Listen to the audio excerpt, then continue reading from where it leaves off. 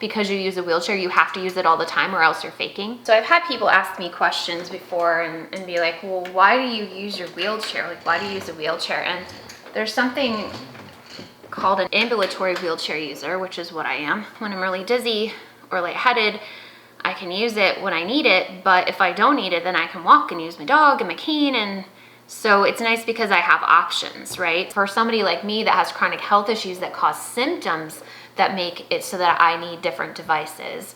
You know, I use my cane when I have more balance problems. I use my walker when I'm having balance problems, but like a cane is still not enough.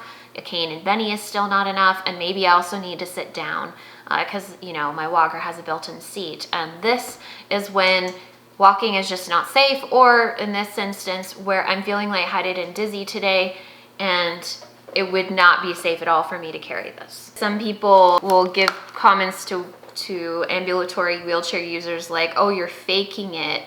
You're faking that you need your wheelchair, which I think is kind of a very narrow-minded perspective that to me tells me that that person hasn't met many people with disabilities, because there's a lot of ambulatory wheelchair users. Using a wheelchair is safer for me when I need it, because if I feel like I'm gonna fall, the thing is that while Benny can help me, he can't do everything.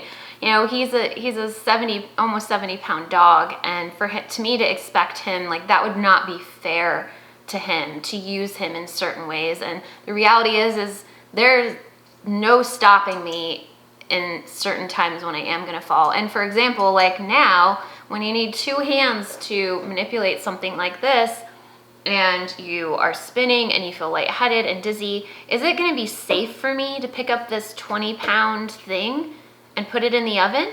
Is that really safe when I feel lightheaded and vertigo?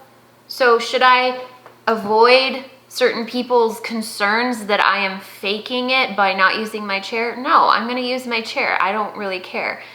In the past, I was very sensitive to it. Now I really don't care what people think, but I hope that this gives awareness that there are certain things that I need the wheelchair for, and there's certain things I don't. And there's certain periods of my life that I'm doing better and I'm not having less vertigo and having less issues. So I don't need certain accessibility tools all the time. I think when people see that, instead of being speculative and saying, oh, I think that person's faking it, I think the reaction should be they're using the devices they need when it's appropriate for them to use them.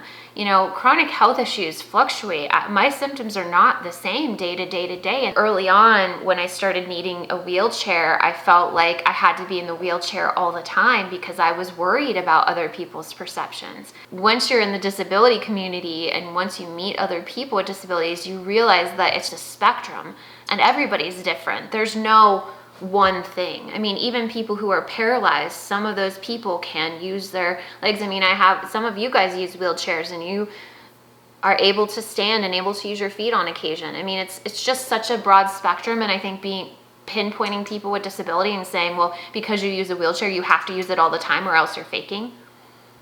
Or because I use a cane, I have to use it all the time or I'm faking. Like, that's just a very ignorant and uneducated view of disability. You are not alone in this world. You are not alone.